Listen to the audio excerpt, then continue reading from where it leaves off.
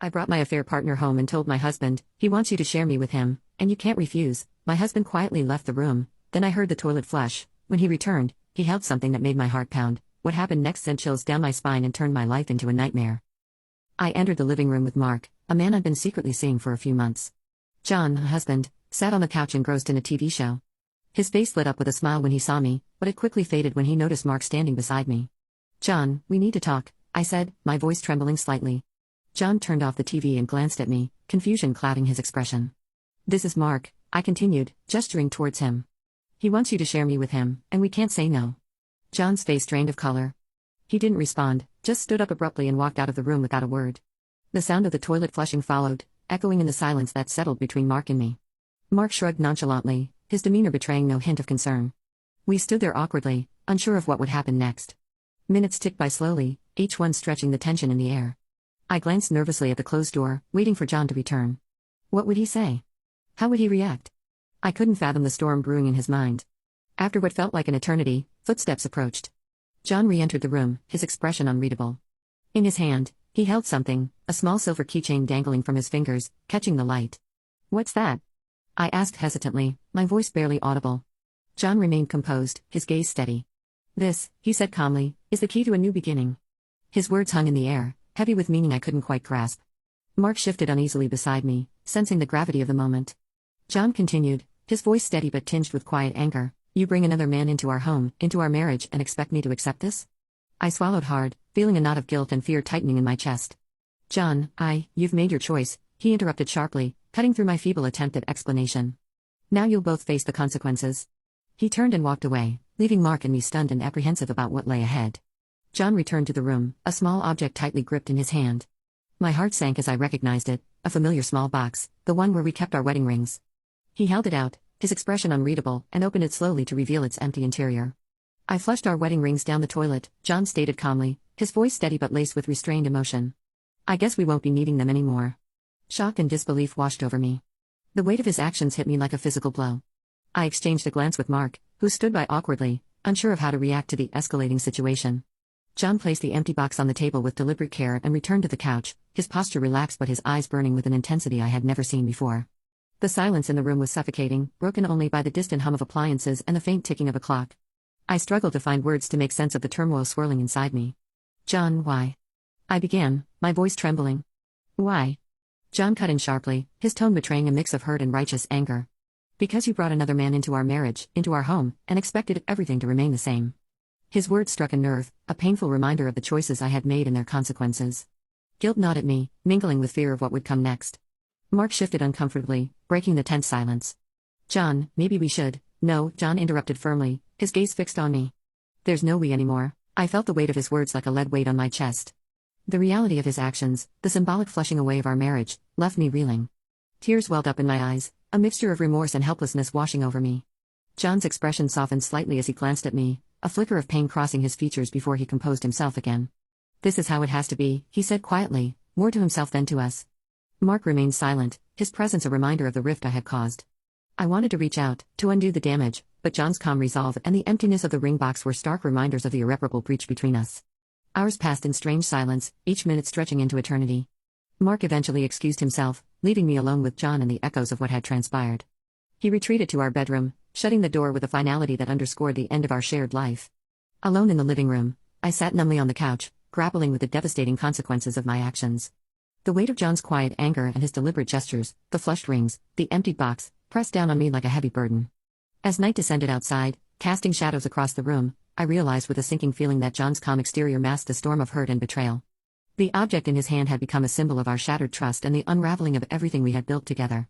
"Why are you doing this?" John's voice cut through the tense air, his tone steady but tinged with hurt. His eyes, usually warm and comforting, now held a glint of anguish as he confronted me. Tears welled up in my eyes as I struggled to find the right words. "I love you, John," I managed to say, my voice choked with emotion. "But I also love Mark. I thought we could make this work together." John shook his head slowly, his disbelief palpable. "You can't have both of us," he said quietly, his words carrying the weight of finality. "You made your choice the moment you brought him into our home."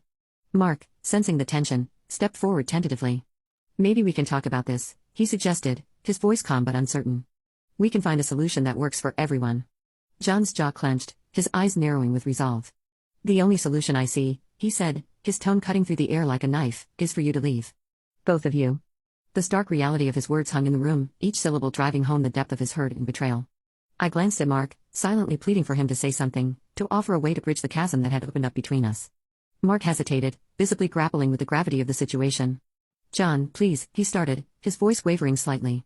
We care about you. We don't, John interrupted sharply, his gaze flickering between us. Don't pretend this is about caring.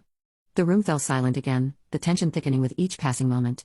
I felt the weight of John's accusation, the guilt of my actions pressing down on me like a heavy burden. How had everything spiraled out of control so quickly? I never wanted to hurt you, I whispered, my voice barely audible amidst the charged atmosphere.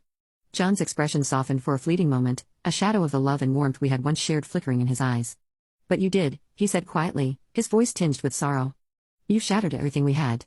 I reached out tentatively, wanting to touch him, to erase the pain etched on his face, but he stepped back, his retreat a physical manifestation of the emotional distance that now separated us.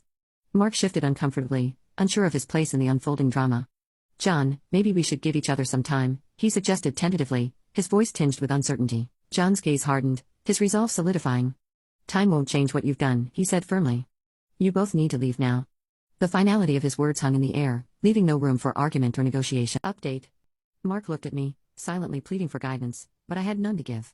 The reality of our shattered marriage and the consequences of my choices crashed down on me with brutal clarity. With a heavy heart, Mark and I gathered our things in silence, packing away the remnants of a life that had splintered beyond repair. John watched silently, his eyes betraying a mix of pain and resignation as we walked out of the house. The weight of John's calm anger and the devastation of our broken vows pressed down on me with each step. The night air was cool against my skin, a stark contrast to the heat of emotions that raged within me. Behind us, the door closed with a finality that echoed the end of our shared dreams. I glanced back one last time, catching a glimpse of John standing in the doorway, his silhouette framed by the dim light of the hallway. In that moment, I knew that John's calm resolve and quiet anger would haunt me for the rest of my days. The confrontation had ended, but the consequences of my actions had only just begun to unfold. That night, after the confrontation with John, Mark and I left his house in a state of somber disbelief. I stayed with Mark, but despite the physical distance, I couldn't shake the feeling that John wasn't finished with us. His calm demeanor had been unsettlingly composed, too accepting given the gravity of the situation. I knew him well enough to understand that beneath that calm exterior, he was brewing something. Days passed in a haze of uncertainty. I couldn't sleep, couldn't eat properly, haunted by the echoes of John's quiet anger and the shattered pieces of our marriage. Mark tried to reassure me, suggesting we move on, but I couldn't shake the feeling that John had a plan, a strategy to turn the tables on us. Then, one evening, a text message arrived on my phone. It was from John, a simple and chilling message that sent a shiver down my spine. Come back home. We need to talk. Mark frowned when he saw the message over my shoulder. You can't seriously be considering this, he said, his voice laced with concern. I hesitated, torn between fear and curiosity. I need to know what he's planning, I replied, my voice barely above a whisper. Mark shook his head, his frustration evident. He's not going to forgive this easily, he warned. It could be a trap. But I couldn't ignore the gnawing uncertainty that plagued me. Against Mark's advice, I made a decision. I needed answers, closure, whatever form it might take. The drive back to our house was nerve-wracking. Every mile felt like a step closer to an unknown fate. When I arrived, the house was quiet, bathed in the soft glow of twilight. I let myself in, my heart pounding in my chest. John was waiting for me in the living room, sitting on the couch with a bottle of wine placed on the table in front of him. His gaze met mine as I entered, his expression unreadable. You came, he stated calmly, his voice devoid of the anger I had expected. I nodded, unable to speak. The air between us was thick with unspoken words, the weight of our fractured relationship hanging heavy in the room. John gestured to the couch opposite him, a silent invitation to sit. I hesitated for a moment before lowering myself onto the seat, acutely aware of the space between us. He poured 2 glasses of wine, handing one to me. I took it hesitantly, unsure of his intentions. We sat in silence for a long moment, each sip of wine a tentative gesture towards easing the tension. Finally, John spoke, his voice measured. I've had time to think, he began, his eyes fixed on mine. About what happened? About us, I swallowed hard, unsure of what to expect. John, he held up a hand, silencing me. Listen, he said softly. I'm not here to rehash the past. What's done is done, but we need to move forward. His words took me by surprise. I had anticipated anger, accusations, but instead, there was a calm resolve in his tone that unsettled me even more. I've made a decision, John continued, his gaze unwavering. I want a fresh start. I blinked, processing his words. A fresh start? I echoed, my voice barely a whisper. John nodded, his expression serious. Yes, but there are conditions. My heart raced, anticipation mingling with dread. Conditions? He leaned forward slightly, his eyes searching mine. You and Mark leave town, he said bluntly. Tonight. And you never come back. The demand hit me like a physical blow. John, no, he interrupted firmly. This is not negotiable. You brought him into our lives, into our home. Now you both leave, and we'll pretend this never happened. I struggled to find words to comprehend the magnitude of his ultimatum. What about us? I finally managed to ask, my voice trembling. John's gaze softened momentarily, a flicker of sadness crossing his features. There is no more us, he said quietly. Not after this. Tears welled up in my eyes, a mixture of regret and sorrow overwhelming me. John, please, he shook his head, his resolve firm. It's too late for please, he said gently. You made your choice. Now you have to live with the consequences. Silence enveloped us once more, the weight of his words settling over me like a heavy shroud. The wine sat untouched in my hand, the taste bitter against my tongue. Minutes passed in tense stillness before I finally nodded, a silent acceptance of the inevitable. I'll go, I whispered, my voice breaking. John nodded, his expression unreadable. Goodbye, he said quietly, his eyes never leaving mine. I stood slowly, the room spinning around me as I walked out of our house for the last time. I knew that John's calm resolve and his meticulously laid plan had won. The ache in my heart and the weight of my choices followed me into the night, leaving behind a trail of shattered dreams and unanswered questions. John poured 2 glasses of wine, handing one to me with a calm demeanor that belied the storm brewing beneath the surface. His voice, steady and collected, cut through the tension in the room like a knife. I thought we should talk about what happened, he began, his gaze fixed on mine over the rim of his glass. I took a hesitant sip of the wine, its taste bitter on my tongue as unease settled in the pit of my stomach. What do you want to talk about? I asked quietly, unable to meet his gaze. John's smile was fleeting, devoid of warmth. I just wanted to say goodbye properly, he replied, his voice measured, and to let you know that I filed for divorce. You'll be hearing from my lawyer soon. The words hit me like a physical blow, sending a wave of panic coursing through me. John, please, I pleaded, desperation creeping into my voice. Let's talk about this. We can find a way to fix things. He shook his head slowly, his expression hardening. It's too late for that, he said firmly, his eyes unwavering. You made your choice, and now you have to live with it. Tears welled up in my eyes, a mix of fear, regret, and sorrow threatening to overwhelm me. The reality of what I had done, bringing another man into our marriage, shattering the trust we had built, crashed down on me with unbearable weight. I didn't mean for this to happen, I whispered, my voice cracking with emotion. I never wanted to hurt you. John's face softened momentarily, a flicker of pain crossing his features before he composed himself again. Intentions don't change the outcome, he said quietly, his words echoing in the hollow space between us. Silence settled over us like a heavy shroud, broken only by the faint ticking of a clock somewhere in the room. The wine in my glass remained untouched, the gesture of peace it was intended to convey now a bitter reminder of the rift between us. Final update. I loved you, John said suddenly, his voice barely above a whisper. I trusted you with everything. His words pierced through me, a stark reminder of the love and trust I had betrayed. Guilt washed over me in relentless waves, mingling with the fear of what lay ahead. I know I can't undo what I've done, I said finally, my voice steadier now. But please, John, don't shut me out like this. We can find a way to move forward. He regarded me silently for a long moment, his gaze searching mine as if weighing his next words carefully. There's nothing left to salvage, he said at last, his tone resigned. You've crossed a line that can't be erased. The finality in his voice left me reeling, the truth of his words sinking in with painful clarity. I had shattered our marriage irreparably, and now I was facing the consequences. As the evening wore on, we spoke little, the weight of our unspoken words hanging heavy in the air. When I finally stood to leave, John remained seated, his gaze fixed on the empty glass in his hand. I'm sorry, I whispered, my voice barely audible. John looked up then, his eyes meeting mine with a mix of sadness and resolve. Goodbye, he said quietly, his voice tinged with a sorrow that mirrored my own. I turned away, the sound of his voice echoing in my ears as I walked out of our home. The night air was cool against my skin, a stark contrast to the turmoil raging within me. Behind me, the door closed with a soft click, sealing the end of a chapter I had never imagined would come to such a bitter conclusion. Tears streamed down my cheeks as I drove away, leaving behind the shattered remains of a life I had once cherished. Leaving John's house that evening, a cold sense of foreboding settled over me like a heavy shroud. His unnerving calmness had left an indelible mark, foreshadowing the tumultuous weeks that lay ahead. The following days blurred together in a haze of uncertainty and fear. John wasted no time in initiating divorce proceedings, his actions swift and methodical. The legal documents arrived like a death knell, each page a stark reminder of the shattered life I had wrought upon myself. He's asking for full custody, my lawyer informed me grimly during our first meeting. He's citing your affair as grounds for instability. I felt the ground shift beneath me. Full custody. The words echoed in my mind, a nightmare taking shape before my eyes. I had always believed I was a good mother, but now my actions threatened to strip me of everything I held dear. Mark, once a pillar of support, began to withdraw under the weight of our crumbling relationship and the mounting legal pressures. His calls became less frequent, his visits sporadic. The guilt of involving him in my betrayal weighed heavily on my conscience, driving a wedge between us that widened with each passing day. "I can't do this," Mark confessed one evening, his voice strained with emotion. "I thought we could make it work, but everything's falling apart." Tears streamed down my cheeks as I listened, knowing deep down that he was right.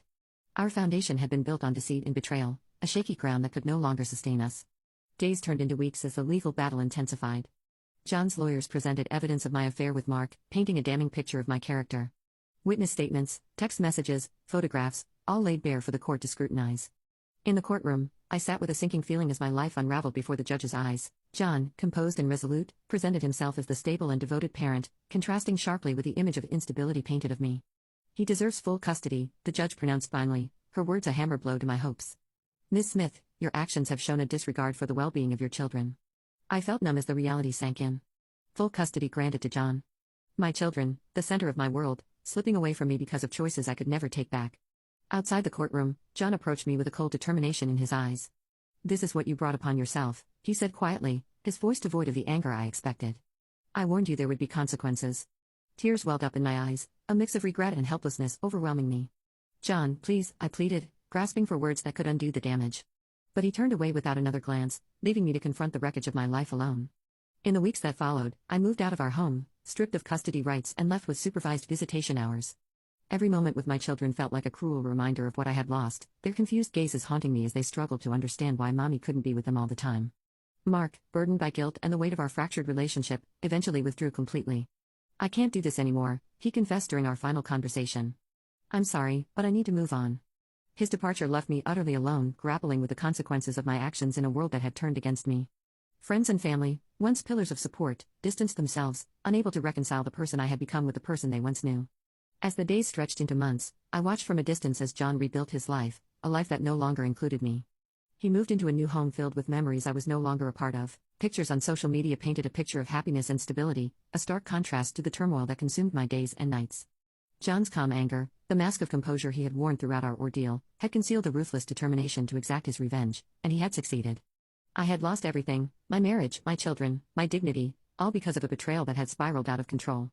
In the solitude of my new reality, I began to confront the harsh truth: I had brought this nightmare upon myself. My choices, fueled by selfishness and recklessness, had led me down a path of devastation from which there was no return. As I stared at the empty rooms of my new apartment, haunted by memories of a life that once was, I knew that John's calm resolve had sealed my fate. The nightmare I now lived was the consequence of my betrayal, a punishment I could never escape. After listening to today's story, perhaps it has raised some new questions in your mind, or maybe it has brought back some old memories. Every day on Reddit, new experiences and moments create fresh stories, and they connect all of us. Everyone has their own unique journey in life, and we all try to understand the world in our own way. These kinds of moments remind us that we are all human, sometimes happy, sometimes sad, and always learning something new. If you enjoyed this story, feel free to share it with your friends. Your thoughts and feedback are always valuable to us, as they motivate us to create even better content. Every story has its own unique angle, and our goal is to understand everyone's perspective and make our content diverse and relatable. Stories like these help us realize that life's journey is different for everyone, and by hearing others' stories, we learn something new. You can also share your own stories with us. Your experiences are valuable to us as well, and if you enjoyed this video, please leave your feedback. We aim to create content that brightens your mind and gives you new ideas every time. If you've already seen this video before, your feedback is still important. With every piece of feedback, we can improve our content and bring a new perspective to our viewers. Today, what we saw was just a small part of the many stories shared on Reddit and across the world. It's a reminder of how we all try to understand life by sharing our experiences with each other. This video was only an example of how we try to connect with others through storytelling, learning about different sides of life. We hope to continue sharing such stories that help us all learn and grow together. Thank you for your time, and don't forget to keep an eye out for more stories coming soon. If you haven't already, please like and follow for more amazing content. Your support keeps us going, and we will strive to bring you more thought-provoking and heartwarming stories. Until next time, take care and stay curious. **